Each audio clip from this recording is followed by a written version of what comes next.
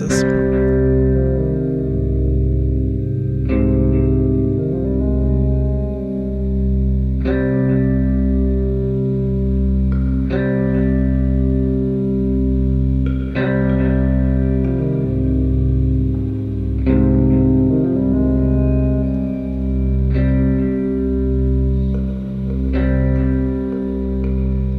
The case that I'm bringing you today is one that I had to ask myself, why do I do this to myself? I mean, I know why I do it to you because my pain shall be your pain, but this one just really makes me just shudder to think about it. This is the murder of Timothy Ferguson. So I have to balance today between narration and a few clips for you. I think it's really hard to tell this story without hearing at times from the people within the story, but not for the usual reason that I feel it's best that you hear from people closest to it, but for a different reason that I'm going to get to soon enough. So, clips are from actually a variety of sources, including court TV and investigation files. And some of my background information came from Bradley Massman at Michigan Live and 13 on Your Side, that actually pulled some court documents on some of the background information, which is always super helpful in uncovering the full and true story here. Timothy Ferguson was born in North Carolina in 2006 to his mom Shanda and dad Eric, along with his older siblings Nolan, Paul, and Millie. Now, Tim was a little bit different from his siblings very early on. He was diagnosed with autism, but he was high functioning. He smiled a lot. He was very affectionate to the family dog, but he would get like hyper focused on like Legos, which he could build these masterpieces with. And he also liked to take things apart and then put them back together to kind of see how they worked. The taking them apart part was easy, but he didn't always manage to get them back together. Now, Eric and Shanda had married in the early 2000s in North Carolina. I believe Shanda, though, was originally from Haleyville, Alabama. They had 4 kids together in fairly quick succession. In 2007, the family transferred for Eric's job to Oklahoma, and they attended church there every Sunday. Eric and Shanda separated in 2009. So Timothy would have been about 3. Nolan, the oldest, would have been about 9. And then Paul and Millie, somewhere in the middle of those ages. And in 2012, Shanda got remarried to Adam Vander Ark and then moved to Michigan. Then she gave birth to another son, Gabriel, with her new husband in 2014. And the 4 Ferguson kids remained with Eric, who remarried as well, to a woman named Patricia in 2012. Then when I believe Paul had turned about 18, he made the decision to move to Michigan to be with his mom. And then in May of 2021, so about a year later, as Timothy was just finishing up his first year of high school, so he would have been about 14, Eric called Shanda and asked if Timothy could come and live with her and Adam and Paul, who was already living there at the time. With his mom. Now, according to Patricia, who's the stepmom, she had asked if Eric could try to be home a little bit more because it was on her that she was having issues with the 3 kids together.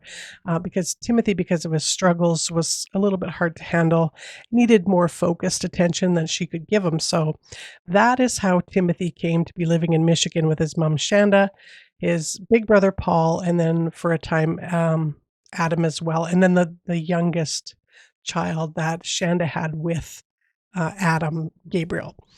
After her divorce, Shanda had gone back to school. She was getting her bachelor's degree in science in 2016 from Liberty University, and then started working as a paralegal before going on to law school at Western Michigan University. She was kind of attending law school there, but she was working as a teacher's assistant and part-time research assistant. She also managed to find time to be the executive articles editor for the WMU Cooley Law Review and the interim president of Phi Delta Phi. So the gal was really going places. She was also pretty much at the top of her law classes, so she was a smart cookie, as they say. Only, well, you'll see.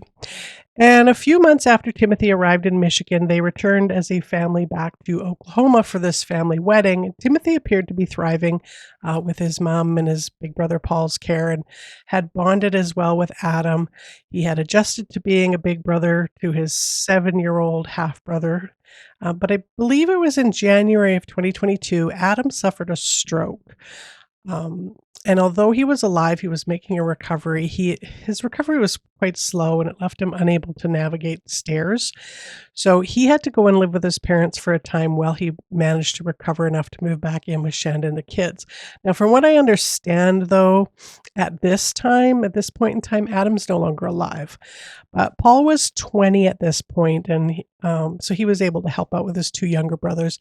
And it turned out, like so everyone kind of thought at the time, just as well, because only a few months after Timothy had arrived in Michigan, his dad, Eric, and stepmom, Patricia, had split up. So they thought it was a good thing that he had managed to come out to Michigan to be with Shanda. So, with his stepdad suffering this life altering illness, his dad, who's only recently been separated from his wife and now going through a second divorce, he's living with his mom that he hasn't seen a lot of over the last 9 years. Timothy's starting to go through some stuff. And when Timothy went through emotional things, he would go on hunger strikes. And so on the morning of July 6th, 2022, Shanda called 911 to the house because Timothy was suddenly not breathing. Now, I'm not going to play all of this for you, just in the interest of time, but you're going to get the gist of what's going on here. And sorry, there is some background noise. It's not the best to hear. It's not super clear, but it is a really important clip here. Now, if you want to watch or listen to the whole thing, it is on Investigation Files on YouTube. Yeah, he moved up here with us last May because his dad couldn't handle him.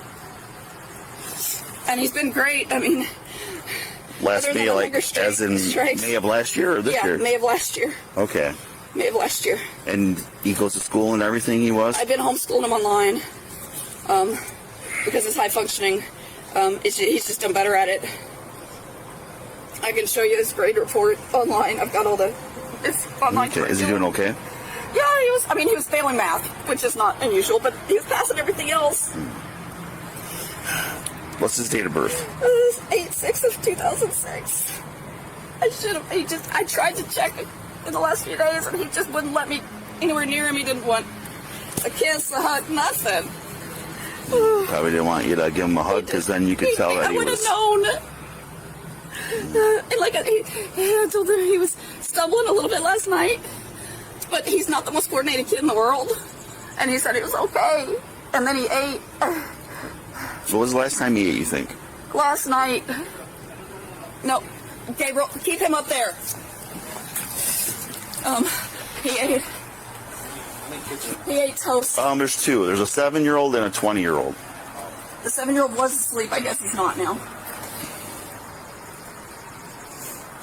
Oh my God. I should have made him eat.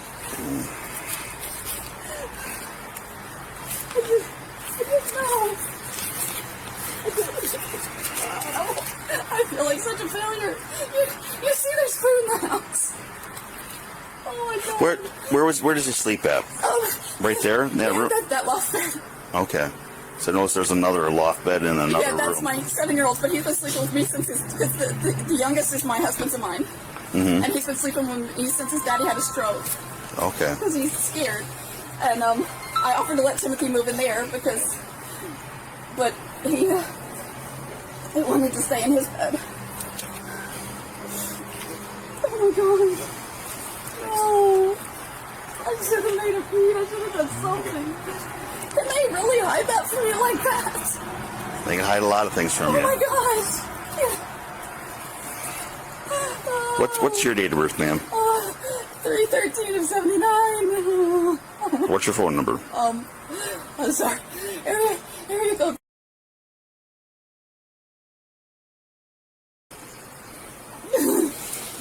Okay. You can call. You can make some calls if you want again. I'll try again in a minute. I'm sorry. I don't know what. No, nothing I can say can help you through this. You know, the best thing is to do is just bring your loved ones in and just. His baby brother doesn't know what's going on, and I'm gonna have to tell him eventually, but I don't want to yet. Oh my gosh. Well, we have to investigate every death. So I can't let anybody go in the basement for now. Okay. A medical examiner's going to be coming here in a little bit. I'm sorry, it's a little cluttered down there, but... You're fine. I'm sure y'all have seen a lot worse. Okay. You're probably going to get asked the same questions multiple times, so I'm sorry for that. It's fine. I just, like I said, I feel like I just missed something. So if you want How to... did he hide that from me? How did he do that? Oh. I work in White Cloud. So Well, that's a long way. I'm law clerk to the circuit court judge up there. I love my job, but yeah. Oh my god. Oh my god. How did this happen? Pardon? Where does he sleep? Down there, right there in that room. So that's... The bed up there. Yeah. You see the pillow and the blanket and stuff? He sleeps on the top bunk? Yeah, it's a loft. There's no bottom bunk. Okay. There's stuff underneath it. Oh, it's like a desk on the underneath? Yeah, well, yeah, the desk got broken, but there's boxes underneath it. So you heard him fall. Yeah. That woke you up? And you went down there and he was... And I helped him up. I asked him if he wanted something to eat, because the first time I noticed anything on even his face was last night. And he said, no, I'm not hungry. I said, did you hit your head? And I checked his head to make sure he didn't have anything. I noticed he has some scratches on his face. I'm like, are you okay? No, I'm fine. And then I watched him get back up on his bed. And then I went back upstairs. And then I woke up and I went in to check on him this morning when I was getting ready for work.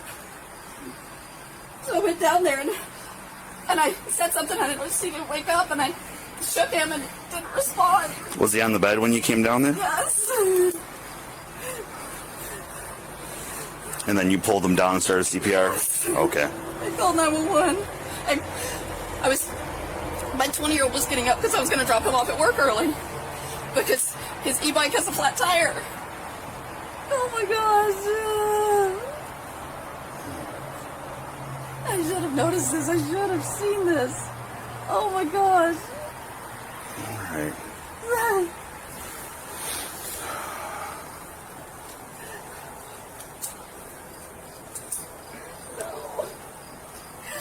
We have people coming to talk to you called Victim Services. They'll help you through Thank you. the grieving process because Please. He's really good at hiding stuff. That's part of the reason his dad couldn't handle him is because he kept lying about stuff. how old is he? 15. 15? He'll be 16 in August. Okay. But his dad texted me last May and said, I can't handle him anymore. I have to send him to live with you. And I'm like, yeah, sure, absolutely.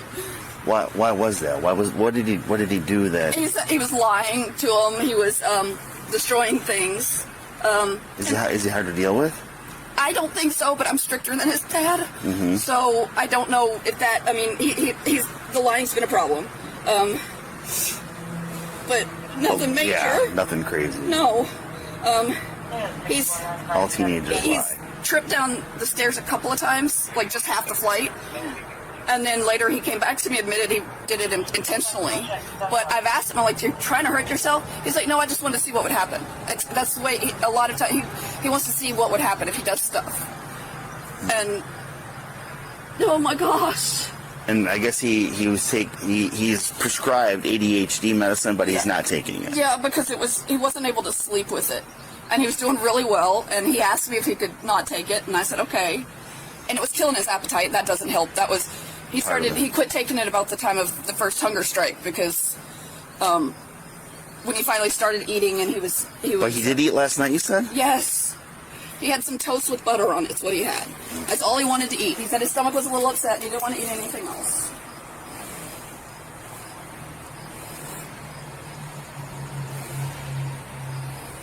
Oh my gosh. You want to go check on the other kids? Yeah, you can do that for sure. I know my 20-year-old's got my 7-year-old, but still. Nope, it's... Hey. Paul. You okay up here? I'm sorry, Slaughter Joe. I'm really sorry. Oh my god. I knew I should have made him eat, but he just... Did you notice it was covering up with his clothing? You didn't notice, never mind. I love you, dear, but you never noticed. Do you have a picture of him before he started losing weight? Yeah. Let's see if I can find it.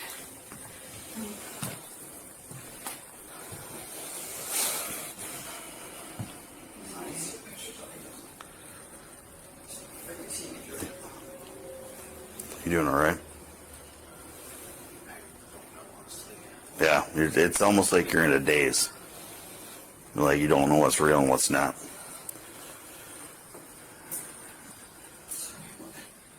Hey, have you been talking to him at all recently?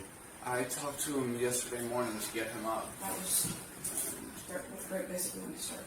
Okay, so how long ago was that? Did you know that he was in this hunger strike? Yeah. Did I tell you or not? I don't know if I did or No, not. I don't think you did. Because he's skin and bone. I know, and I just, how did he? He's really. Well, he doesn't communicate with him hardly at all. Like they say hi and they don't. Yeah, he's. Are you guys full brothers or half brothers? They're full. The only half is the one that's in there. Okay. We aren't full. Yeah.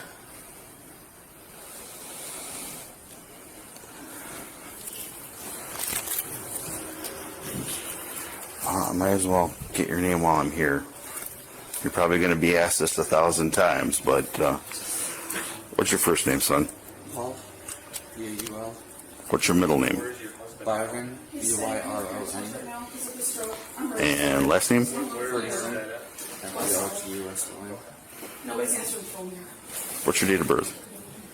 04 or His dad's 10th of April 2002. You have your own phone number? I recently got a new phone, so I need to look at my new number. Hold on, I'll find it for you.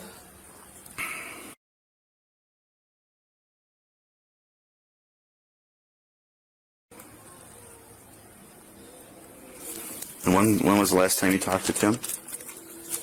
Yesterday morning when I was getting him up. No, yesterday afternoon before you left for work. Before I picked you up and took you to work because your e-bike tire was flat. You talked to him then. I got off of work at 1 All right. this morning. Has he talked to you recently about his problems at all, or what he's dealing with? No, he never said a word to me. Really talk at all. Did you guys have normal conversations? I think the last time we did was before all of this happened. After that, They he just kinda literally, shut himself. because he works a lot and they Mm-hmm. didn't talk. Yeah. And sometimes brothers will tell each other what That's true. they're not willing to tell their parents. Why you went on hunger strike? I mean, I'm assuming you didn't. He didn't even know anything about it, he said so. So, you know that whole little history lesson about the Ferguson Vander Ark's family that I just kind of told you about before all this? Well, ignore all that because it's all BS. It's likely not a huge spoiler alert to you that Shanda, right there in that clip, was lying her stupid little butt off about pretty much everything. And it turns out she is one of the biggest pieces of gorilla feces that you'll ever encounter. And let me tell you something about kids and food. If your kid stops eating, you notice very fast. And she just sounds completely ridiculous. Like she's a terrible liar and all her oh my god and hyperventilating is just stupid. And you could probably tell that the cops saw right through it from minute one. Now, if you didn't catch it all there, she's telling them that he had gone on this hunger strike and that she didn't notice that he was skinny. And not just skinny, but skinny enough to die skinny. And that he had been hiding it from her. Like she's how fake and stupid she is. Like she really thought that story was going to fly. So now let me tell you the real story on this family. Besides Timothy, because he was a sweet little peanut who loved Lego and was just being himself, and that much was all true. It's the grown-ups that are all liars. Well, maybe not Patricia and Adam, but Shanda for sure, and Paul, probably Eric, but let's just see here. So we go back to 2008 when the family of Shanda and Eric and the 4 kids was all intact and they're living in Oklahoma. So little Timothy was a baby.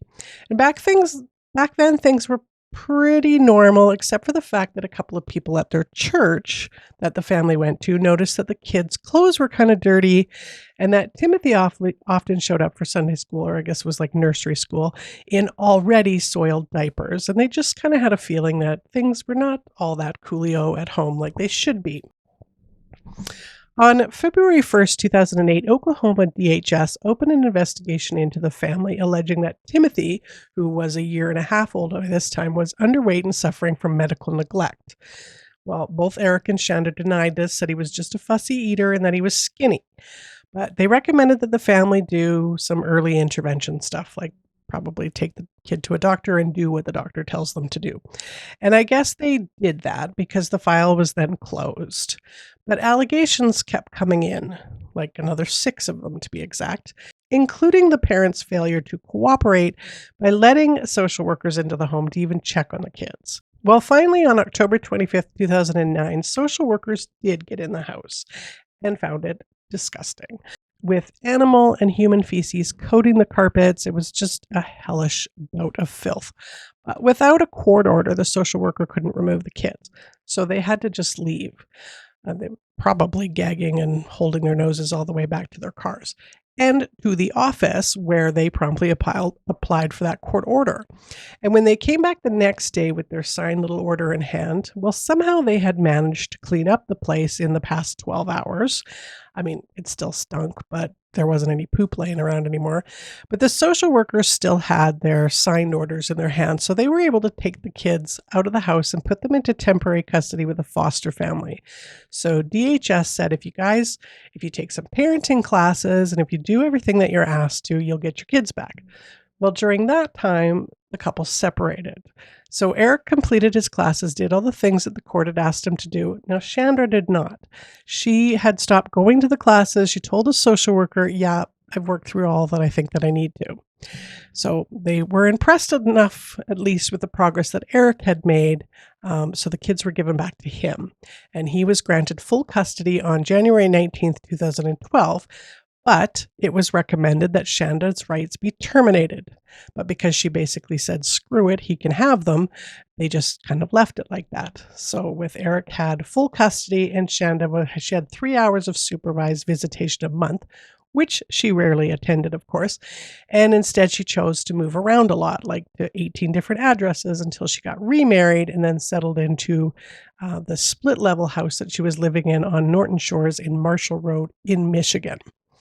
So when Eric called her and said that you have to take this kid off my hands, the kid being Timothy, she should have said, yeah, I don't have full custody.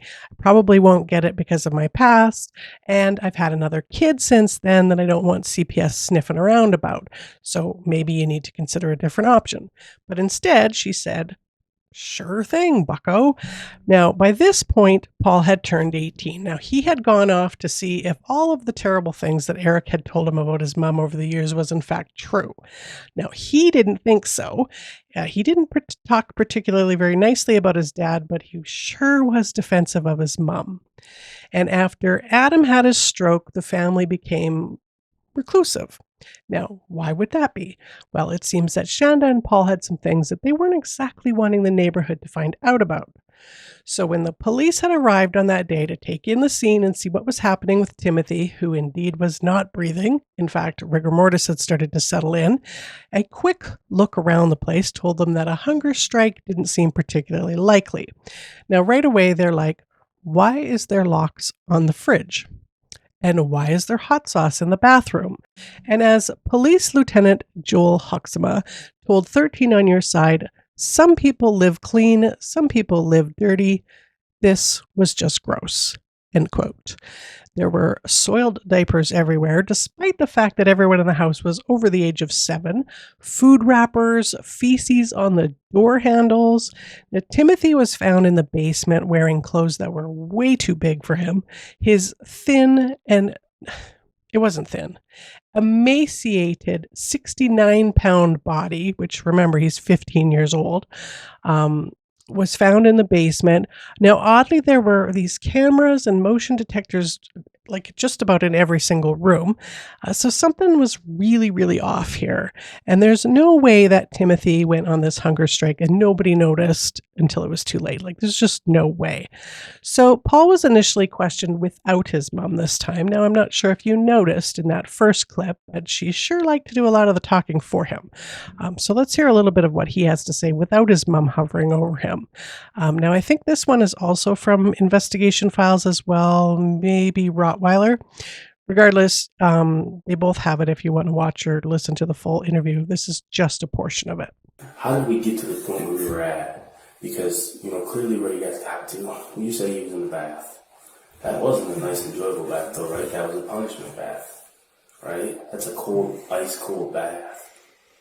And that's hard to I understand. did wash, and I did tell him that if he wanted to wash up, and he did, but then in the middle of it, I think the whole laying there in a daze happened. When he's getting these ice baths, I know there's numerous of them, right? I mean, because I've read through the messages. Yes. How are you getting the ice? Like, where's it coming from? We have an ice machine upstairs. It's not a lot. It can barely create any. It's enough to make it a full-on. Okay. But it's a cold bath. Yeah. And you're putting ice in there? Like, one dump of ice, 2 dumps? One dump. Yeah, it's maybe that much. And then you're just running cold water, or what type of water? The water doesn't exactly go cold. Okay. It says there's a cold button, but it's basically sort of lukewarm-ish. How many times would you estimate that you guys gave cold baths as a punishment for not behaving or whatever, for whatever reason? I think for punishments, it was... I don't exactly know the number, but it wasn't a lot. Are we talking like 5, 10, 20, every day, every other day? Like, any idea? 5. But whose idea was it to give him a cold bath as a punishment? it was my mother's. Yeah. I wasn't sure if it would be a punishment effective or not. I don't. Do you remember the first time you guys did it? Like, why? Like, what did he do? Not exactly. What did he do on that day that you sent the photo that made you have to give him a cold bath? I think it was that he not only peed, but also pooped in bed, and my mother wasn't too happy because it absolutely reeked. Yeah.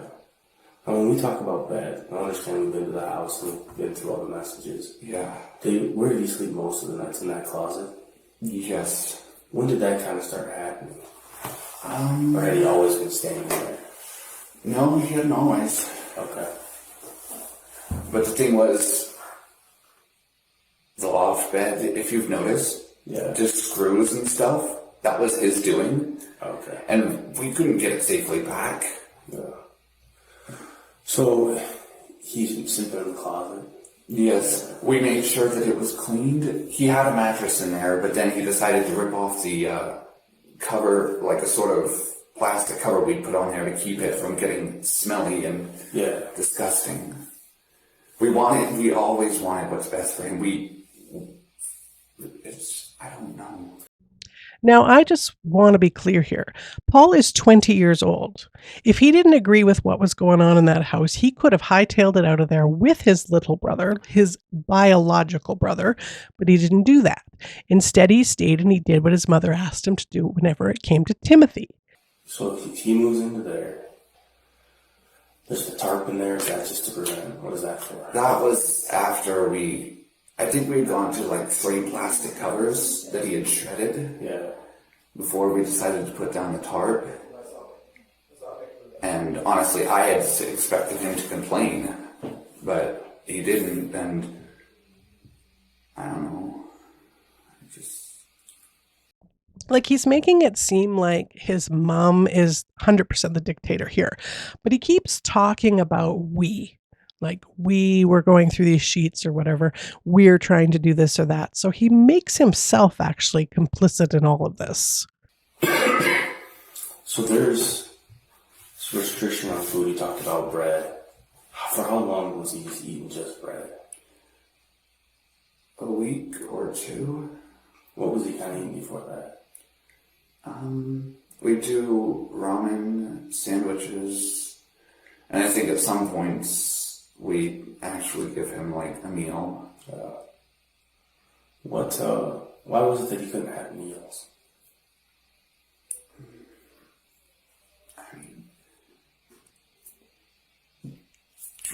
the whole sneaking. I don't. So you're putting, what dictates whether or not there's hot sauce on the bread that he's eating? What decides that? I don't know. Whenever my mother told me to put hot sauce on it, I did. It was normally a thin layer to make sure that it wouldn't be too much, because from what I know, the ghost or the California Reaper is 2,000 Scoville or 2 million Scoville. What does that mean? It's the hot sauce or the heat index, basically. Okay. And that's pretty high? Very. So how long have you guys been using the hot sauce for?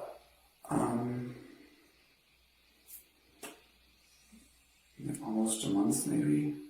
Okay. The hot sauce. Whose idea was it to get hot sauce as punishment?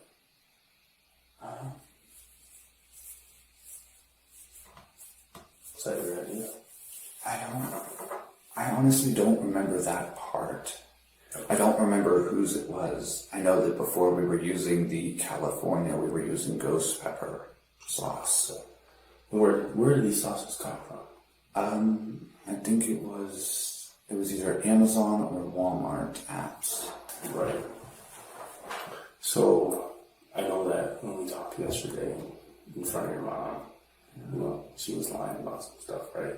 I know that she's a good person. I'm not doubting that at all. Yeah, we never wanted any of this. But you also noticed, like I know, that some of the things that she was talking to us about weren't the truth, right? She said she didn't know there was a camera in the bathroom. But the fact of the matter, she asked you to put the camera in the bathroom, right?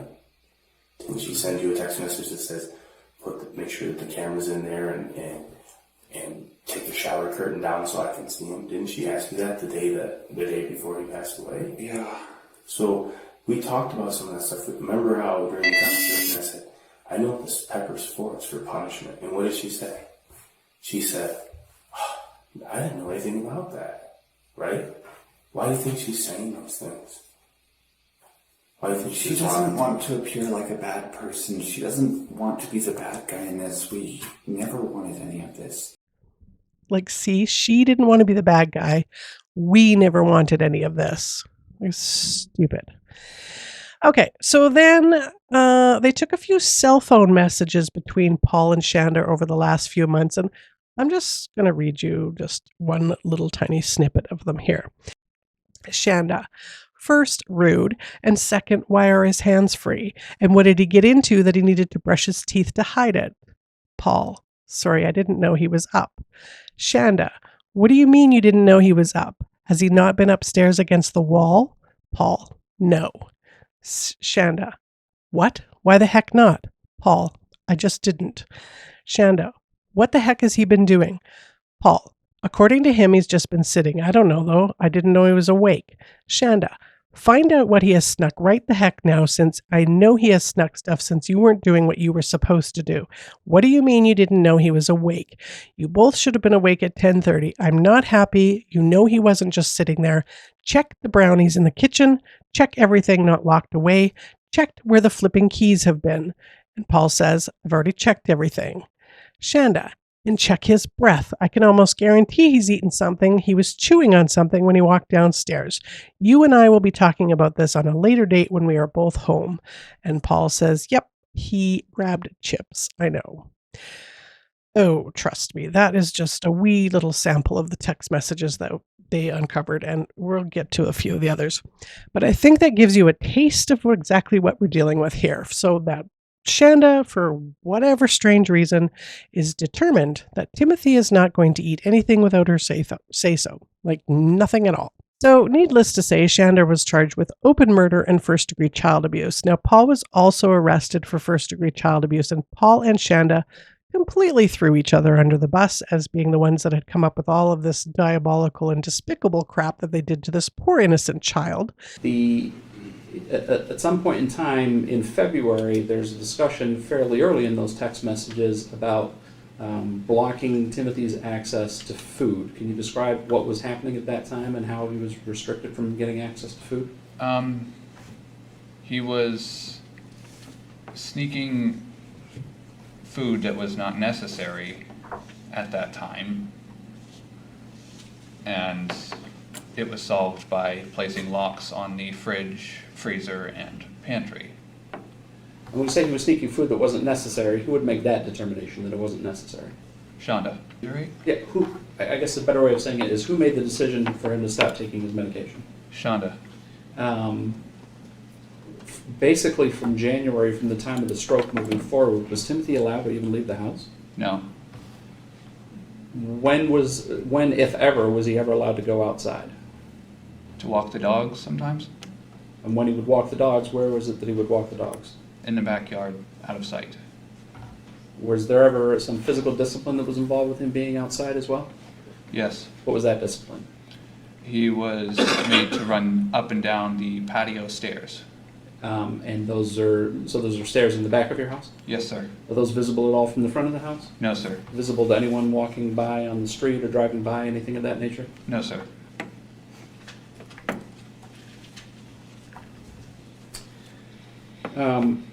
There's been some testimony already about Timothy going on a hunger strike around the time of Adam's stroke. To your knowledge, did Timothy ever go on a hunger strike when Adam had his stroke?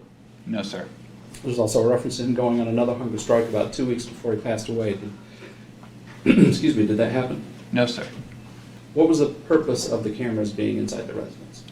To watch Timothy. And who would be watching Timothy on those cameras? My mother, or when she couldn't, she had me do so.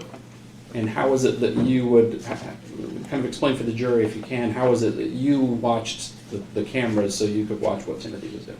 I would log into the app on my phone, and it would alert me if there was a movement. And what was the restriction on Timothy's movement that would cause those cameras to go off? Where was he limited to?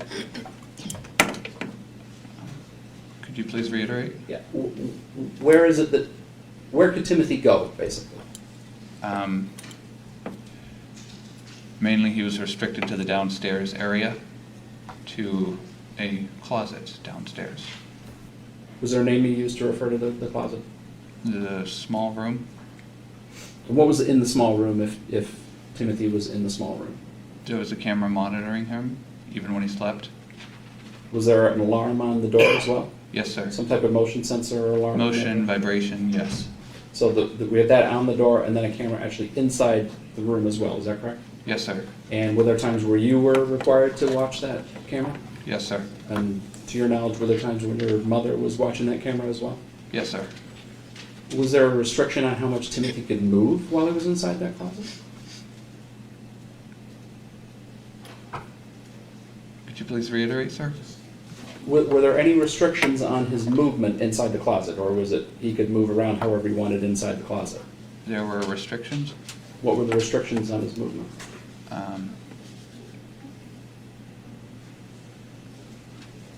Hands on his head, normally? Hands on his head, is that what you indicated? Yes. Was that some form of discipline for him? Yes. On his knees and against a corner or wall of the room. And when you say hands on head, I'm going to demonstrate just putting my hands just over my head like this. Is that what he was required to do? Yes. He was required to be on his knees as well? Say yes. Yes, sir. You have to say yes or no, because this is I being apologize. recorded. You're fine. No, that's fine. Everybody makes that mistake. It's not a problem. And was he monitored to make sure that he was doing those things? Yes, sir. And for how long would he have to do these things? Several hours.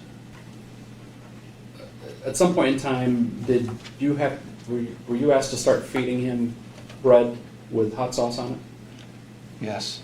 And who asked you to do that? Shanda. Why were you giving him bread with hot sauce on it? Because he was supposedly misbehaving. Look at a text message that you sent to your mother It's got a photo that you took of your brother. You remember sending that text message? Yes, sir. For the record, this is People's 36A. This has been previously shown to the jury. Who took that photo of your brother? Me? And you sent it to your mother? Yes, sir. Why did you send it to your mother? Because I was concerned with how thin he was. And that photo was taken on, do you remember what the date was? Not the exact, no. If your phone indicated it was June 13th, you'd have no reason to dispute that. No, sir. And you just became, again, the reason you sent it to your mother was why? Because I was concerned about how thin he was. And you remember what your mother told you to give him after you sent her that photograph? Bread? And then is there a reference to bread and some peanut butter? Yes. So at that point, your brother's very skinny, right? Was he eating regular meals at that point? No. Were you still administering the hot sauce on the bread as a form of punishment for him during that time period? Yes. And did that continue all the way up until the time of his death? Yes. Did he ever eat any normal type of meal leading up to his death after you took that photo and sent it to your mother? That day I made him an actual real meal, an actual peanut butter and jelly sandwich, as well as scrambled some eggs and put cheese in them. Did you tell your mother you had made that meal for him? No, sir. Why not? Because I didn't want her to be upset with me. Do you remember about what time it was that you put him in the ice bath?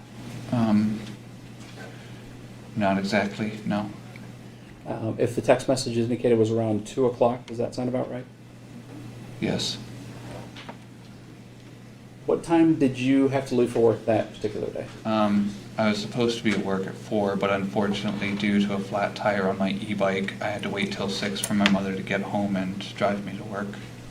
So from 2 to 6 until your mother got home, you were home with Timothy, is that right? Yes, And where was Timothy that entire time that you were home with him? in the bath. In the ice bath? Was your Yes, mother sir. giving you instructions on what to do with him while he was in that tub then, at that point in time? Yes, sir. What was she telling you to do? Make him uncomfortable, and at one point she had me heat up a pizza roll to see if he would be responsive to enticement. Did you actually do that? Yes. And what did you, so describe for the jury exactly what you did with that pizza roll with Timothy in the tub.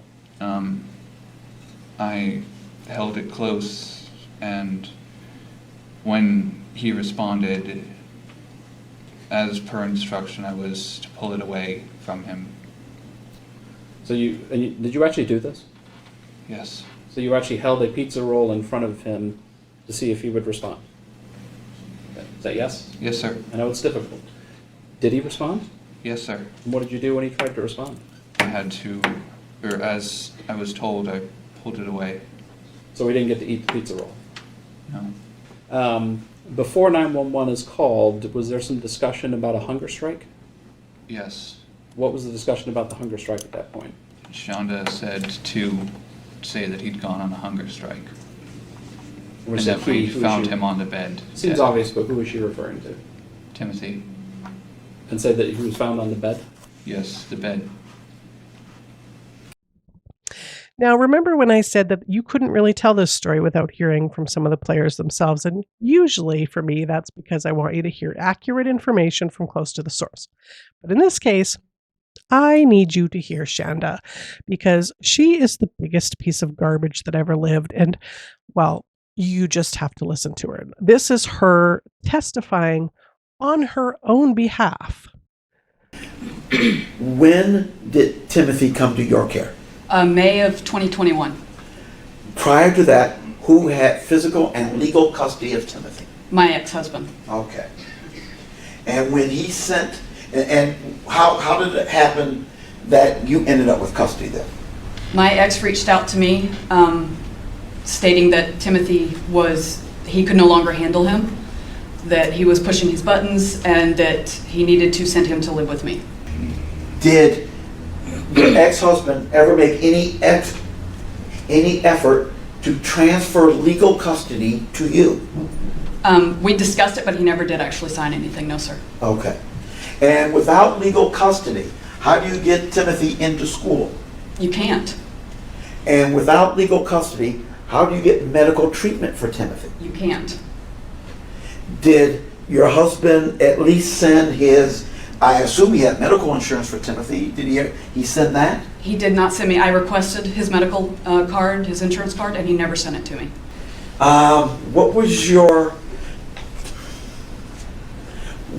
financial situation once Timothy arrived and your husband had a stroke?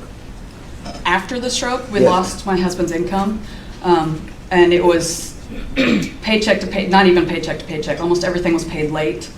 I was struggling. I asked Paul for help with groceries sometimes because we were struggling. Okay. You had monitors and cameras in your home, is that correct? Yes, sir. And the impression from the testimony I heard is that it was for the sole purpose of ensuring that Timothy could not get to food. Is that accurate? No. Why did you have all those monitors and cameras in your home? When Timothy came to live with us, his stepmother informed me that they had motion sensors. They weren't as tech savvy as I was. I worked in tech before law school. I worked in tech support for several years. But they had motion sensors and she told me that she didn't sleep at night. She only slept when he was at school because he was into everything. Was food the only reason why you felt you had to monitor Timothy, or were there other issues? There were plenty of issues, sir. So, well, first of all, what we've heard some testimony as to Timothy's special needs. What were his special needs? He was on the autism spectrum, but he was completely verbal, and he was grade level in school. He was not behind in school at all. He was diagnosed with attention deficit hyperactivity disorder. He was diagnosed as bipolar and sensory processing disorder. I heard Paul mention physical disability. He didn't have any. Now, Timothy, when he first got there, said he had a physical disability, and I asked his stepmom about it to make sure, and she said no, he was not coordinated at all. The first summer that he lived with us, my youngest was playing baseball, and Timothy actually mentioned, because we had planned to put him in public high school, I'm going to try out for the baseball team, and I didn't say anything to him, but I remember thinking, sorry, sweetie, there's no way, you don't have the coordination for that. Tell me, did he like to take things apart? Oh yes, absolutely. Can you give some examples? He took batteries apart, he took toys apart, my youngest son's toys. If he could get a hold of anything from Paul's room, he would take, mostly it was Legos. Paul still had Legos. He, at one point, messed with our water heater. What do you mean? He actually turned the gas off to the water heater. He knocked out the pilot light and then turned the gas off as well at different points. Okay. So you set up these video and audio cameras, correct? Yes, sir. Okay. And alarms on the doors? Those didn't get installed until about 3 weeks before he passed away. Okay. And motion sensors? Yes, sir. Okay. He got around the motion sensors multiple times. You have 3 children at home? Yes, sir. Okay. And my understanding is you faced other challenges personally in terms of your own personal health. Is that Yes, sir, I correct? did. Okay. For instance, let's run down the list. You had insomnia. Severe insomnia caused by attention deficit hyperactivity disorder. Okay. And you talked about your other personal disorders. Were you receiving medications for those? I was for, I have severe attention deficit hyperactivity disorder combined type. I also have sensory processing disorder and OCD. And then after my husband's stroke, as a result of my husband's stroke, because I viewed him, I wasn't in the room when he had the stroke, but I was there right afterwards. And so I developed post-traumatic stress disorder with disassociation from that. The only medication that I was on was for the ADHD. Okay. Let's talk about some of the things that have come up in this case. There were leg irons discovered in your home. Were you aware of those? I was aware that Paul had them. You actually could look on my Amazon. Paul had the option to do payment on the Amazon as well as mine, and Paul had actually ordered those under his account. Okay. You did not order the leg irons? I did not, no. Did you ever use them? No, sir. No, I never instructed. Let's be in specific. Did you ever use them with Timothy? No, sir. Okay. Did you ever notice any bruising on Timothy's wrists or legs that might be attributable to the use of leg irons? No, sir. I never saw anything like that. You heard Paul talk about plastic ties. What was that about? I honestly don't remember. Okay. I don't know why we would order I mean, I saw the ties. I don't remember ordering them. I don't know what happened there. You're going to say, I don't remember a lot, aren't you? Unfortunately, yes, because of the dissociation. So as you can see, she is full of excuses, but just wait for this last little bit. And I really considered cutting it down because I know that this episode's already getting long, but I cannot. This prosecutor, Matt Roberts, is just so brilliant. And she is just so despicable that I have to play the whole thing for you because it's horrible, yet it is intriguing. It's like a weird piece of art the way it all goes down, and you just need to listen to it. And I will try really hard not to interrupt that much with my snide little comments, but no promises. Oh, and just before this moment, Matt starts his cross-examination by showing her a picture of Timothy when he died, like from his autopsy photos, and she makes this big show of fake vomiting for the jury, which turns out was not real at all. She was just doing it for show. So this first part of this cross-examination is probably one of my favorite bits. You may be seated. Mr. Roberts, you can continue. Thank you. Before we get back to the question I originally asked Ms. Vander Ark, you just obviously had quite a visual reaction there to the jury, a physical reaction in front of the jury looking at those photographs. That's not the first time you've seen these photographs, though, is it? No, sir. In fact, you sat in this very courtroom not even a week ago on Friday when we had a hearing about those photographs and looked at those photographs, didn't you? I did not look at them last week, sir. You didn't look at them last week? No, sir, I did not. But you've looked at them before, haven't you? I think it was at the prelim, and I gagged that day too. It just wasn't as bad. Didn't throw up, though? No, it wasn't as bad. Well, then I'll return to my original question. Those 3 photographs depict your son hours after you supposedly put him in a warm bath. Did he look like that when you put him in the warm bath, but for the fact that he was alive? I did not look at him, sir. He was 15. I tried to give him his privacy. It may sound lame, but I intentionally look away. That's why Paul did most of his baths, is because he's 15 and I didn't think that was appropriate. As you will see, Shanda, she has a strange idea of what she thinks is appropriate. I just looked. Did you get him out of the tub? I don't remember. I think so. Later that night, I would assume so. Later that night? How long was he in the tub?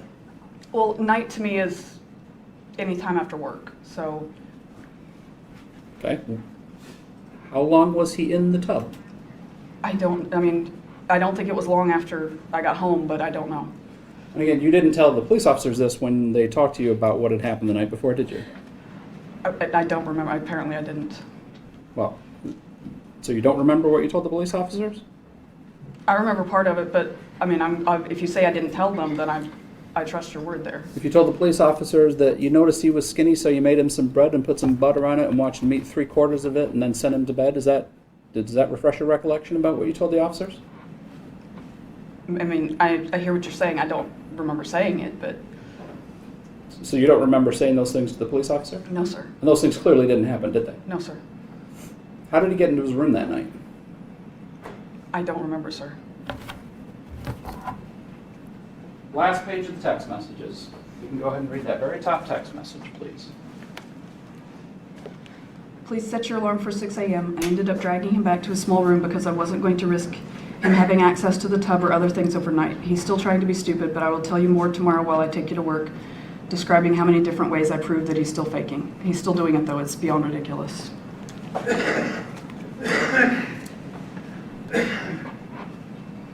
I ended up dragging him back to his small room because I wasn't going to risk him having access to the tub or other things overnight.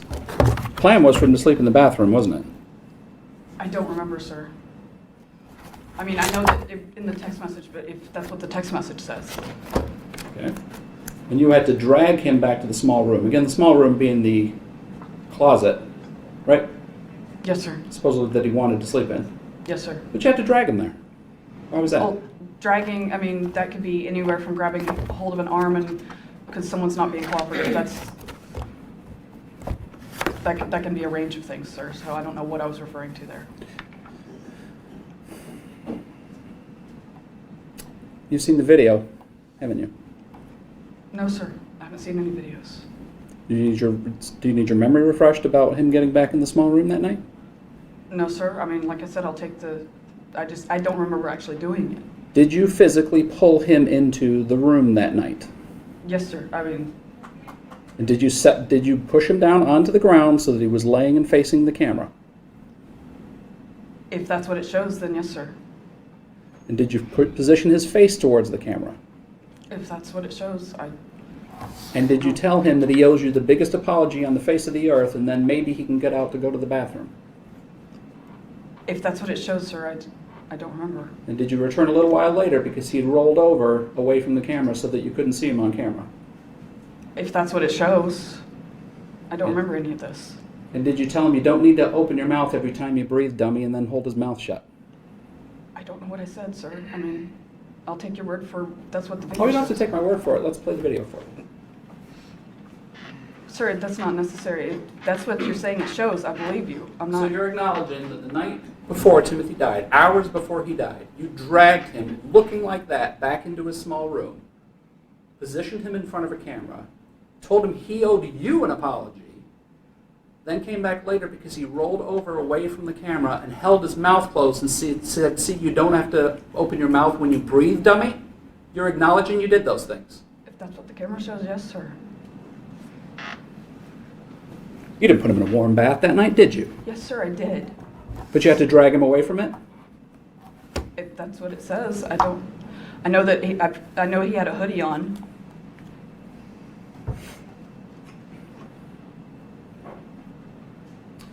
You said the locks on the refrigerator were there because he got into the refrigerator, and if I heard your testimony correctly, he ate a pound of frozen hamburger? Yes, sir.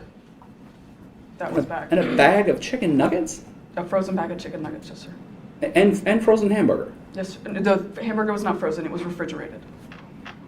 But frozen chicken nuggets? Frozen chicken nuggets and raw bacon. And raw bacon? Yes, sir. Frozen raw bacon? No, it was in the refrigerator. The frozen stuff was the chicken Chicken nuggets, that was the only frozen, yes, sir. Did you think he had an affinity for frozen food? I didn't know the only thing he ate frozen was the chicken nuggets.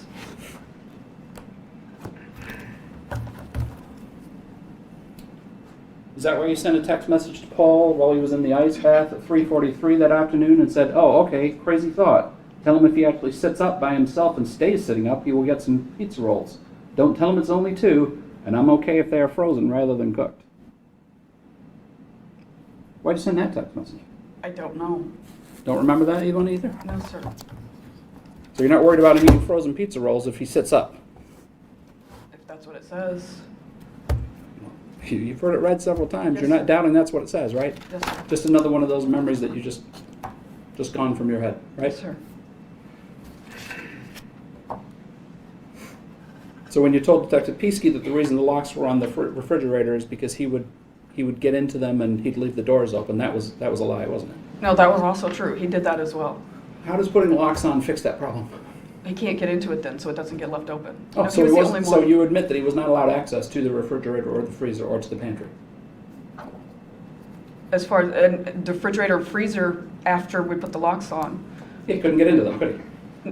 No, not after that. And the pantry had an alarm on it as well, didn't it? No, it didn't. Okay.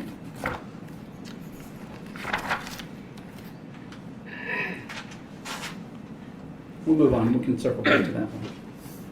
Let's talk about some of the other things that you told Detective Peasky.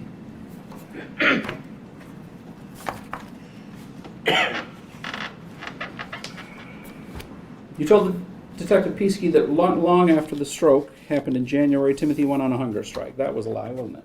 Not long after, and no, that was not a lie. That was the truth. He went on a hunger strike. Yes, sir, he did. It wasn't immediately, but it was within a few days. And a hunger strike is refusing to eat, right? Yes, sir. So he's refusing to eat food not long after your husband has his stroke, right? Yes, sir. Then you don't need to put locks on the refrigerator and the freezer, do you? If he's refusing to eat. He stopped. He started eating again.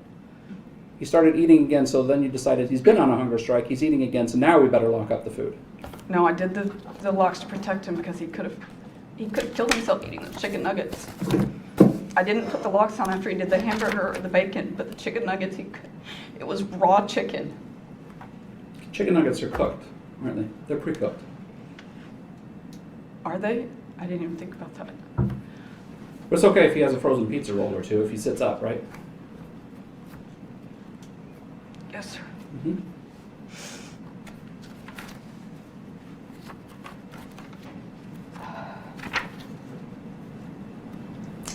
February 18th, 2022. Find out what he has snuck right the heck now. Because I know he has snuck all stuff since you weren't doing what you were supposed to. What do you mean you didn't know he was awake? You both should have been awake at 10:30. I am not happy. You know he wasn't just sitting there. Check the brownies in the kitchen. Check everything not locked away. Check where the flipping keys have been. So starting February, you had to lock up all the food. Make sure he's not getting into the brownies, right? All of the food was never locked. We had there's no pictures of it, but one of the lower cupboards had quite a bit of canned food in it, and he actually would get into that and eat stuff out of cans as well. But there was never a lock on that lower cupboard. I don't know if they. I know they took pictures of it because I showed it to them. So he had access to one cupboard of food?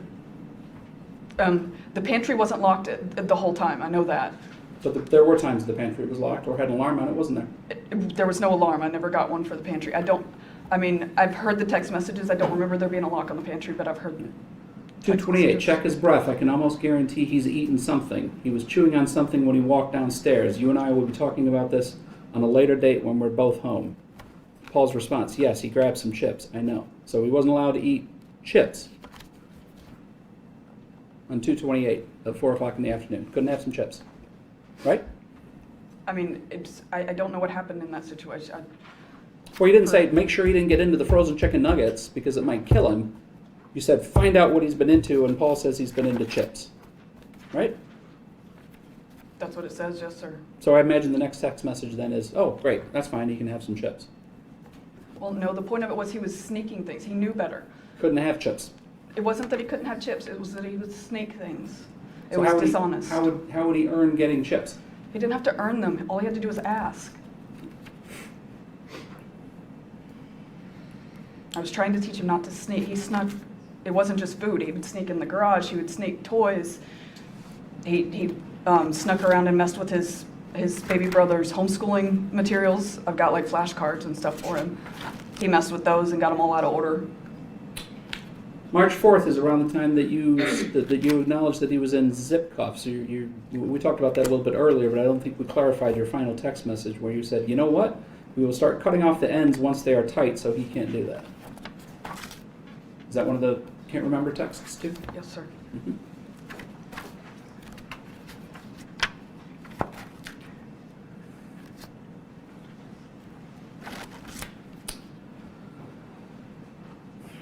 March 19th. Okay, that only makes partial sense. What did he grab? LOL. Paul's response, I don't know, chips or something small he had in his pocket. Okay, tell him he just restarted his not eating again. That was you. March 19th. Tell him he's just restarted his not eating again. So he took chips. So the punishment for that is now he's not allowed to eat anything again, right? If that's, I don't remember, sir. Don't remember that one. Okay.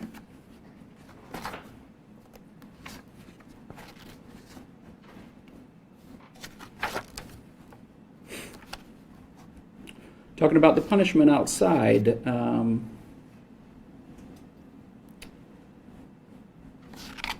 Paul says, wall sits question mark, and they say, push him until it looked like he is about to fall over, please. That was for running up and down the stairs, wasn't it, on April 14th? If that's what it says, yes, sir. So you wanted Paul to run him up and down the stairs until he was ready to fall over. That's what the text says. What crime had he committed to warrant being physically driven until you fall over? I have no idea, sir.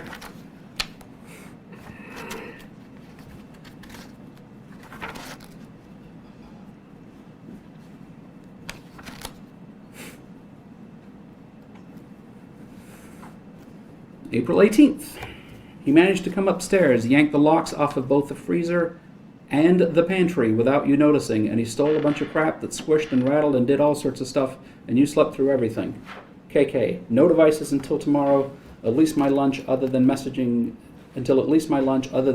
me, which would be very little. Remember that? I don't remember it, no, sir. So, but if the text message said he yanked the locks off the pantry, then there were locks on the pantry as of April 18th, right? Apparently.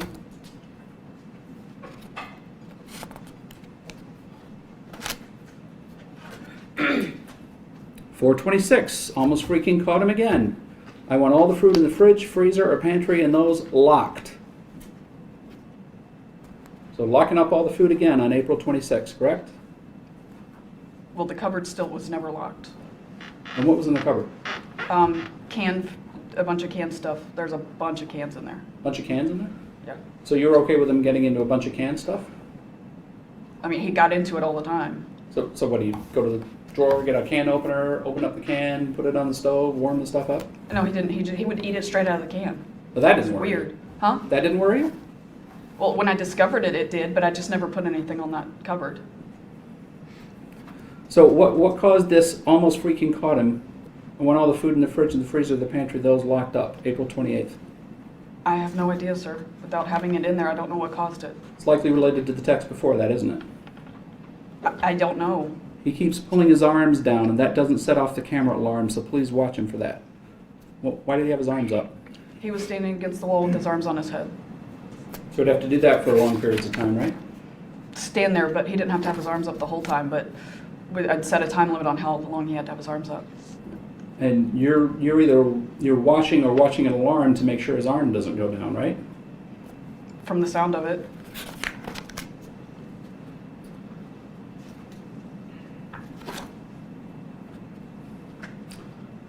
The response to you about from Paul about locking up the food, it's just he pulled the pantry door lock. What do you mean he just pulled it? Did he take it off? Paul says, yes, that part that attaches to the wall is dangling right now due to sticky locks. Okay, get another one on it right away. Last I saw, they were on the floor in a bag in my room. And you need to make him run up and down the stairs a ton for that, even in the cold and rain. So trying to take some food, not in his cabinet full of canned goods, and pulling the alarm, the pantry lock off, means he doesn't get food, it all gets locked away, and he has to run the stairs, even in the cold and rain, right? Him being deceitful and sneaky. He was deceitful and sneaky a lot, wasn't he? Yes, sir, he was. Did it ever occur to you it's because he was hungry? He was that way well before there was issues, well before the stroke. I mean, we always had issues with him over that. His stepmom warned me about that. You said well before the issues. What issues? Before his first hunger strike, before any of this, he was extremely sneaky. Did it ever occur to you that this is not the way to deal with a person who's been on a hunger strike? Locking up their food, locking up their access to food, punishing them when they try to take food? Did that ever occur to you with your brilliant legal mind, as it was, that wasn't a good idea? I don't know. I don't know what I was thinking.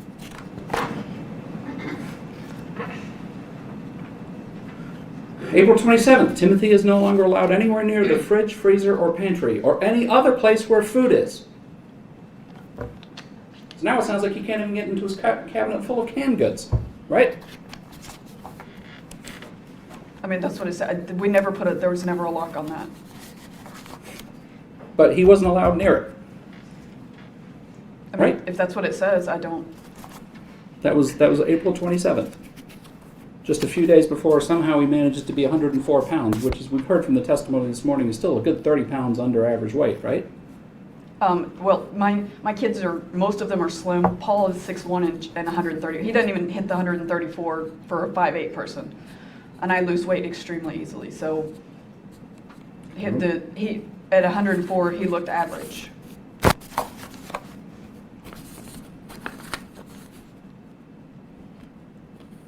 February 14th, I may need some help with it, but I am about to get a lock for the pantry door and a lock for the fridge and both freezers. And then we won't leave any food out of those areas, and he won't have access to unlock those. Okay, Paul's response. Your response, if you disagree, please say so, but he is not going to win this. I may need some help with it, but I'm about to get a... Oh, that's the same thing. So you were bound and determined that he wasn't going to win and get food without asking for permission first, weren't you?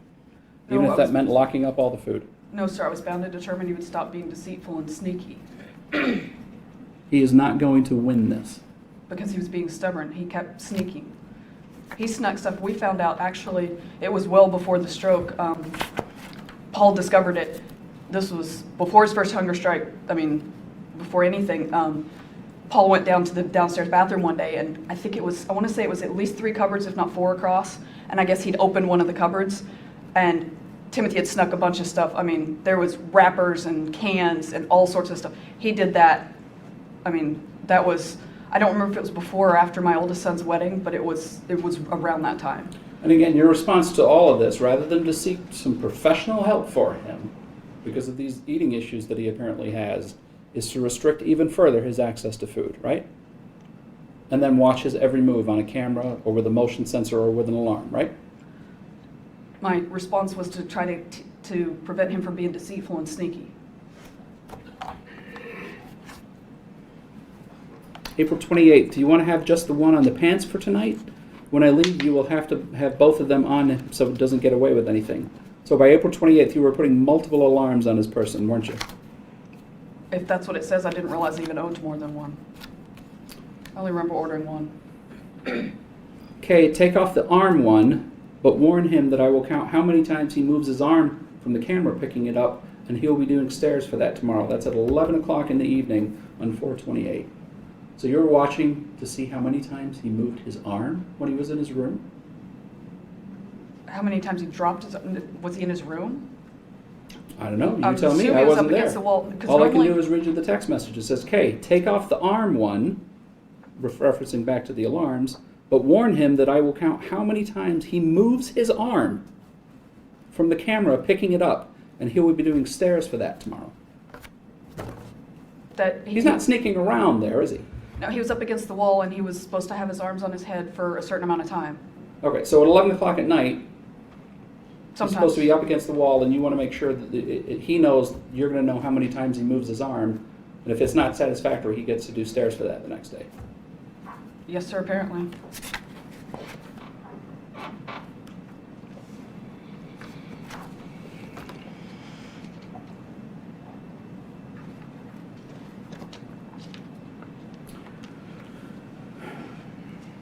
April 29th. What did he eat? I ate my burger already. Paul's response, he ate the crust. You remember what your response was? I don't remember. I heard it the other day, but I don't remember sending that. Go try to make him throw up, please.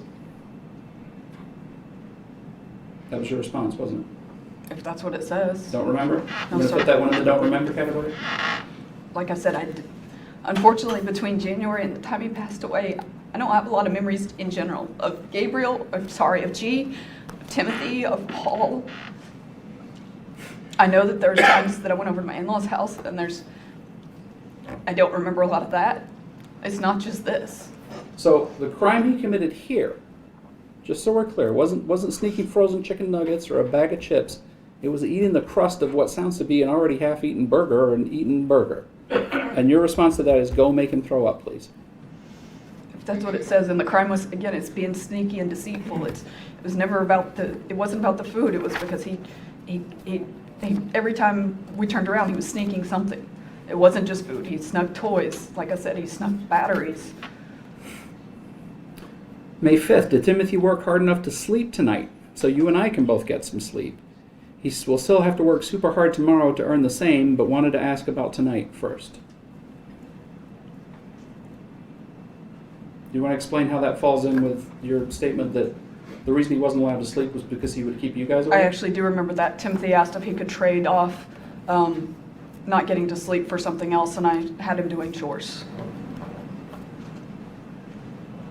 There's a lot to unpack in that sentence, so I think I'll just start at the end. So he had to ask for permission to sleep. No, Right? this was because he had kept us up. Like I said before, he had kept us up, so he wasn't going to get to sleep. And he asked if he could trade that punishment for another punishment. How was that not having to ask for permission to go to sleep, Ms. Vander Ark?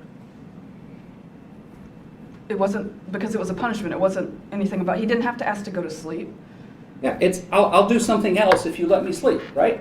It was trading a punishment for a punishment. That's.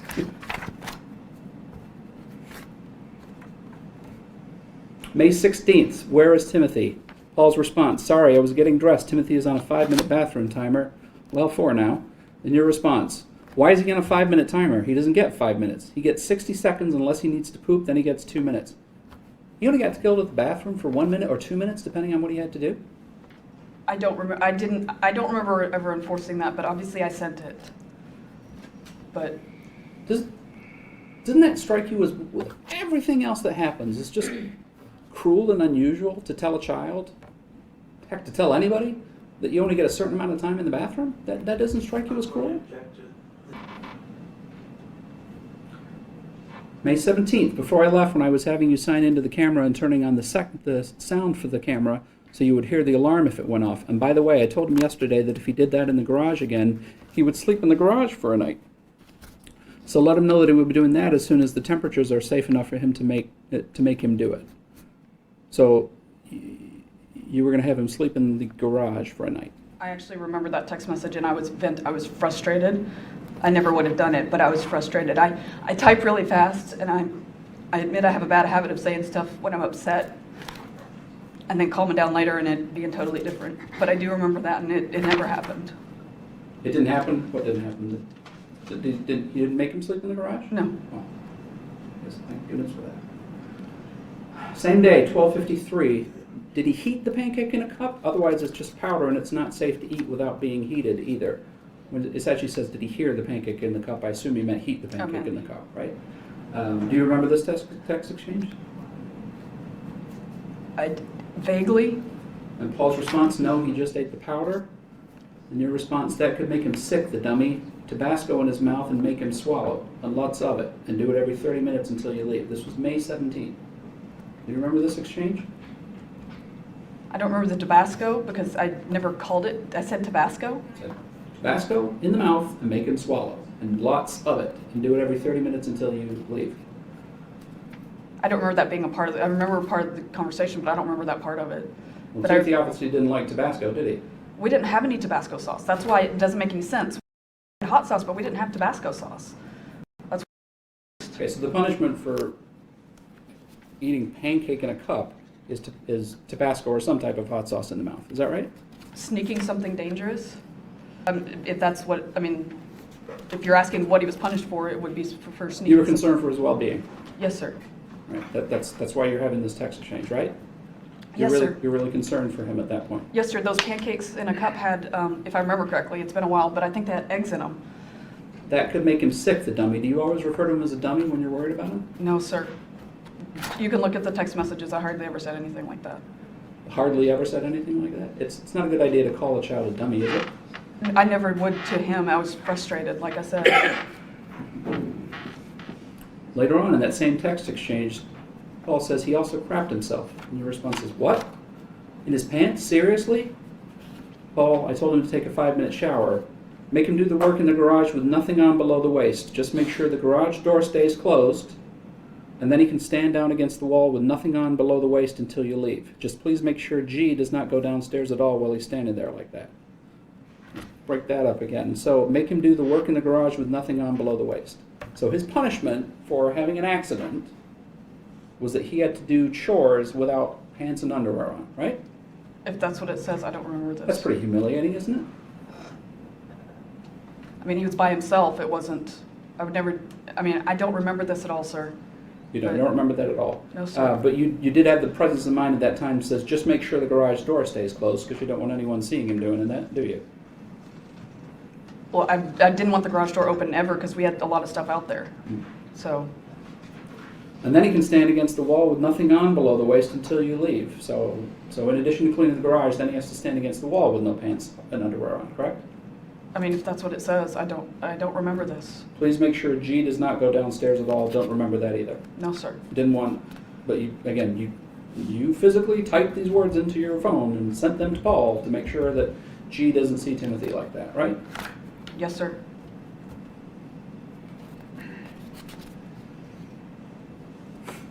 His clothes need to be washed right away, but he gets to be without anything below the waist for a while today. Did he say why the heck he did that? And Paul's response is he said he didn't want to disturb anyone. He had to ask for permission to go to the bathroom, didn't he? No, sir, not usually. If he was on the wall, he did. Because he was supposed to be standing still. Just the handcuff transactions, we've talked about that. So let's get back to your statement to Detective Piesky. Again, you didn't tell the detective about the warm bath, but you told him that you realized how skinny he was the night before and threatened to take him to the ER if he didn't eat. That's not true, is it? No, sir. And you didn't make him a piece of toast and give it to him and make him eat it, did you? No, sir. I have no idea why I said that. I was traumatized. I actually didn't come out of the first month I was in jail. I wish the Lydia that used to work for the public defender's office visited me, and she said it was pretty obvious that I was under severe trauma. I didn't eat for my first month. This was while they were searching your house on July 6th while you were sitting in your house. Yes. So you're thinking, ooh, I better tell him, yeah, he looked a little skinny last night, and I thought I should take him to the ER and then make some toast with butter on it and watched him eat it, and he walked away. None of that happened, did it? No, I don't even remember that. But you had the presence of mind to lie to the officer at the time when he was investigating. Like I said, I was traumatized. I don't remember this, sir. He wouldn't come upstairs when she said goodnight. She walked down to the last couple of stairs and asked for a hug and a kiss. That didn't happen either, did it? I don't remember. I mean, I would assume not, but I don't remember.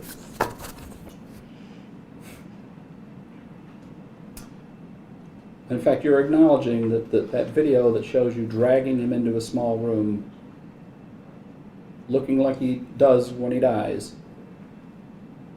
calling him a dummy for breathing with his mouth open, is actually what you did to him the night before he died, right? If that's what it shows, I don't remember, sir. Your statement to Detective Peasky continues. She got ready for work in the morning and went to check on him. She said his name, but he did not respond. She put her hand on his chest and he was not breathing. She remembered her 20-year-old son, Paul, helping her get him off the bed. That was all a lie, wasn't it? Yes, sir. You know where he was when you found him that morning, right? In the closet. In the small room. And prior to that, you told Officer Stephanich, well, it was about 5:30, he fell out of bed and I had to go and put him back into bed. Also a lie, right? Yes, sir. I have no idea why I said that, sir. Like I said, I was traumatized. You told Detective Peasky that Timothy stated he was on a hunger strike 2 weeks ago. This is 2 weeks before he dies. He goes on a hunger strike. Yes, sir. Did he go on a hunger strike? Yes, sir, he did.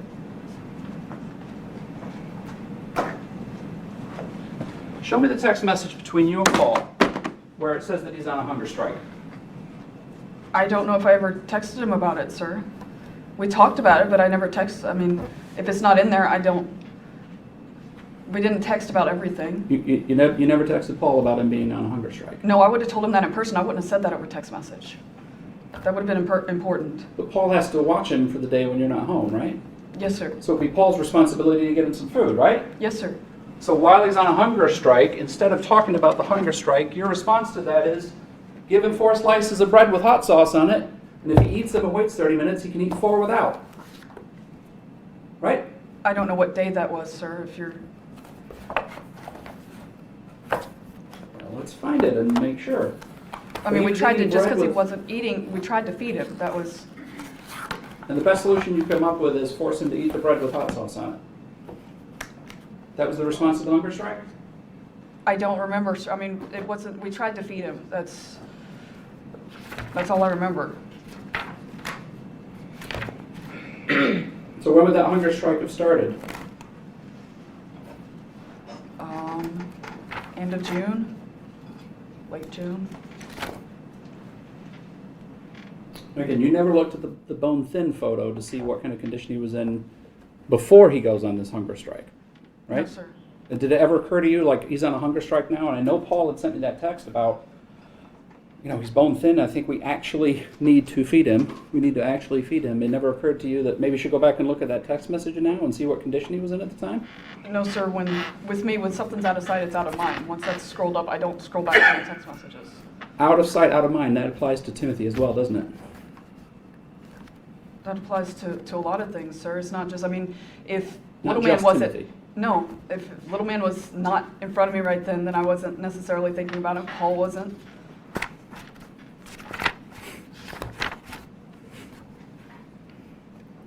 June 19th, you can do his bread with hot sauce at any time, though preferably sooner rather than later. Put more hot sauce on than you did yesterday, please. And he has to eat at least 3 slices with hot sauce, but he may have more as long as they have plenty of hot sauce on him. That was June 19th. Was he on his hunger strike then? I would assume not. I don't know. I don't know. I don't have an exact date. That was about 2 weeks before he passed away, and that's when you said the hunger strike started. Is that right? Yes, sir. But Did it occur to you that the hunger strike was because he didn't enjoy eating bread with hot sauce on it? did it occur to me? No, sir, because he did it way back in January, and that wasn't the case. June 21st, how was everything? Did you make him eat his bread with hot sauce? Yeah, and that's when it's the he gets 4 with hot sauce and then 4 more 30 minutes. That was June 21st. You don't know if the hunger strike started there then? I don't know, sir. Like I said, I can only guesstimate. That's... The only reason I remember the 3 weeks the first time around is because it was right after the stroke, and he started eating again before the end of January. Right. Did you think he's on a second hunger strike now? I really need to get him some treatment for this. Did I think along those lines? No, sir.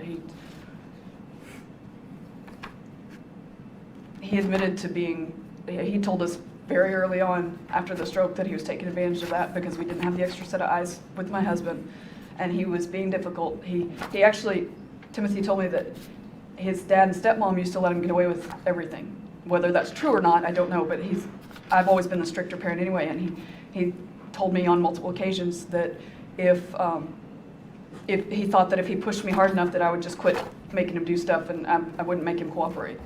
All right, well, here's an exchange from June 29th. Maybe this can shed some light on the hunger strike feeding situation. Trust me, I know he's thin.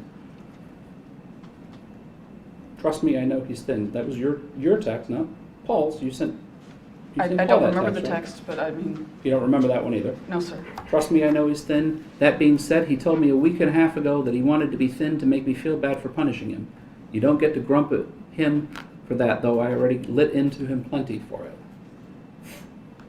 Is this while he's on his hunger strike? I mean, I would assume so, yes, sir. This is June 29th. This is Yes, about sir. 8 days before he dies. Yeah, I would assume so. And Paul's response is, of course he did. And your response to that is, yeah, so while I want to fix it, he will get most of his calories from plain bread and rice for, pulling that. He will get plenty of calories, but not get to enjoy them that way, That doesn't sound like somebody who's on a hunger strike to me. Can you clarify that for me, please? I don't remember, but I know he wasn't eating. There was... Continues on. KK. So yeah, we'll tell you more about what he can eat later, June 29th. Just because we offered him food doesn't... I mean, we offered him food when he was on the hunger strike in January. At least I did. I mean, I would assume Paul did as well. But just because you offered stuff... I mean, you couldn't, even though it says try to force him to eat, he couldn't force him to eat stuff. I mean, if he didn't... You heard Paul's testimony yesterday that he had to force him to eat the bread sauce, the bread with hot sauce on it, didn't you? Yes, sir. I don't know what he means by that. It's interesting you use the phrase, we tried to tempt him with food. That came up while he was in the ice bath, didn't it? Tempting him with food. Do you mean the day before he passed? Mm-hmm. Yes. I mean, if I said, yes, sir. I mean... You told Paul to heat up some pizza rolls because G needed the pizza rolls anyway, right? You remember that? Yes, sir. I don't remember the text message. Don't remember. So this falls in the I don't remember category as well. Is that right? Like most of it. Yes, the text message says, heat one up, hold it in front of him, but be ready to pull away if he tries to grab it. You don't remember sending any of that? I don't remember it, no, sir.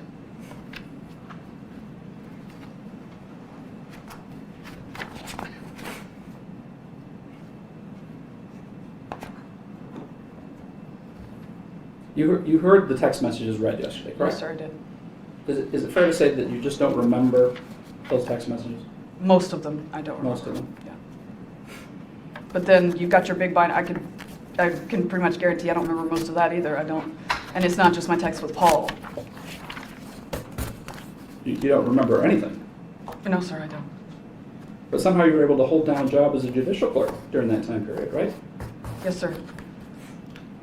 And you were able to at least provide dog training to one client at that time, correct? Yes, sir. And you remembered to tell Paul to get up and walk Sharma just about every morning, didn't you? I mean, that would be automatic. It would be reflex. If it's in there, then I would assume so, yes, sir. That would be reflex. To tell Paul to get up and walk Sharma, is that what you're saying? I mean, if it's a habit, if I do it enough times, then...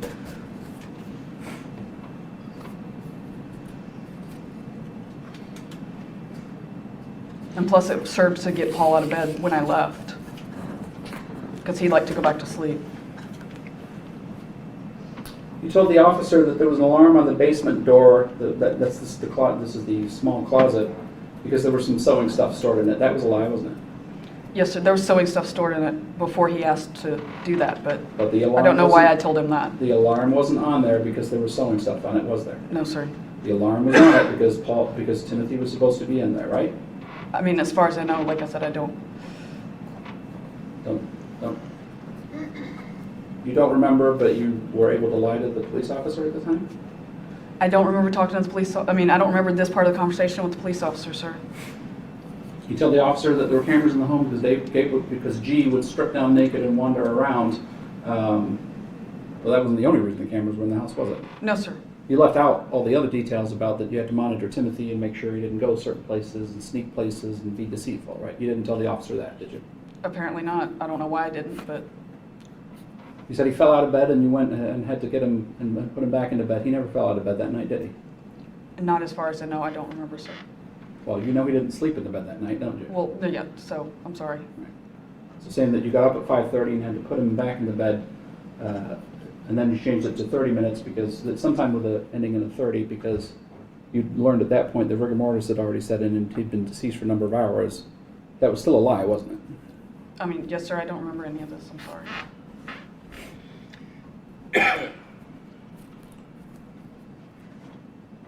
The hot sauce in the bathroom downstairs was for food.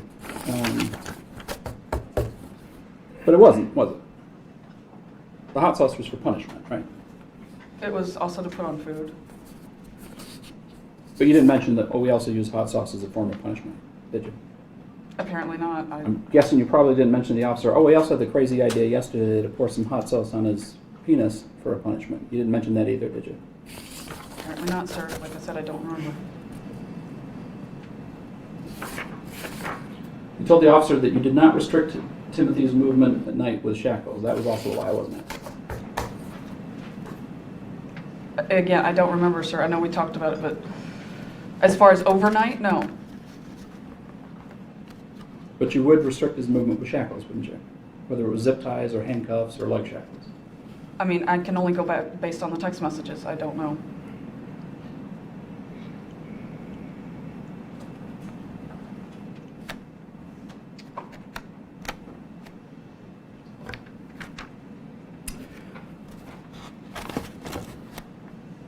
Why did you wait 20 minutes to call 911 after you found Timothy deceased in the small closet in the small room? I have no idea, honestly. I learned of that gap, just a couple of days ago. The whole day is surreal to me, so I have no idea why we waited like that. I don't know. I can't imagine waiting, but apparently it happened. I don't know. Do you remember Paul asking you, should we call 911? I don't remember him ever asking. Because I was the one that called, and I was the one. I remember performing CPR, and he did help me out a little bit when I got tired to take over a little bit. But I mean, I can't imagine ever saying no to that. But if it's on the video, that's what you said, right? If it's on there.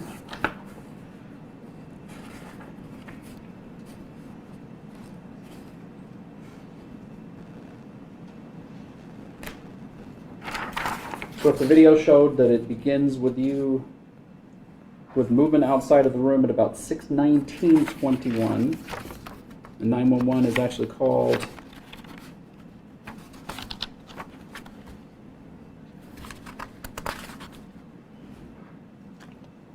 you tell Paul you have to call at 6:37, so that's about 18 minutes, isn't it? I mean, let's see, 19. Yeah, that's 18 minutes. And Timothy was never responsive to you, was he? No, sir. His eyes were wide open, completely glazed over, weren't they? As far as I remember, yes, sir. He never moved, never took a breath, never did anything, did he? No, sir. And while this is all going on, you tell Paul, we'll have to tell them he was on a hunger strike, right? Remember telling him that? No, I don't. Don't remember that either? No, sir. Do you remember telling Paul, or do you remember saying, put his pants on to make it look like he's been this way? I don't remember saying that. Do you remember asking Paul to put the belt on to make it sure that that's the way he looked? No, sir. But if they're on video, you said those things, Yes, right?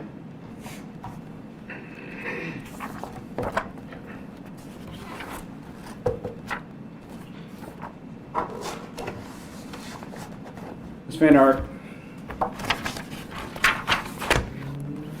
Isn't it true? Timothy had just become nothing more than an annoyance for you, and he wasn't even a human being in your eyes anymore. That is absolutely not true. Can you imagine? Like, can you just imagine? Anyways, obviously it didn't take long for the jury to decide that she was so guilty that an evil pitchfork was coming out of her ass and convicted her.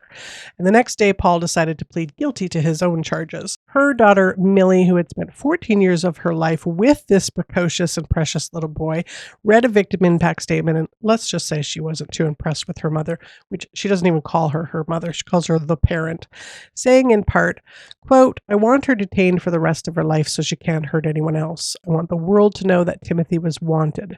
If not by her, then by me. He was loved by me," end quote. And then his other brother, Nolan, said, quote, "I can't have my brother back. She shouldn't have her freedom back. The life of one sweet little blue-eyed boy is not equivalent to that of a murderer. Timothy wasn't surrounded by people who loved him when he died. If I had known that, nothing could have stopped me from rescuing him and holding him in my arms, telling him that I loved him. Instead, I got to cradle a bag of ashes in my arms," end quote. Now, Shanda gave absolutely no reaction other than looking away when a photo of Timothy in much happier times was displayed. And the judge said, quote, "I'm not going to let you hide in the darkness anymore. People know who you are now. I can't wrap my mind of how someone could do something so horrific, not just to another human being, but to their own child," end quote.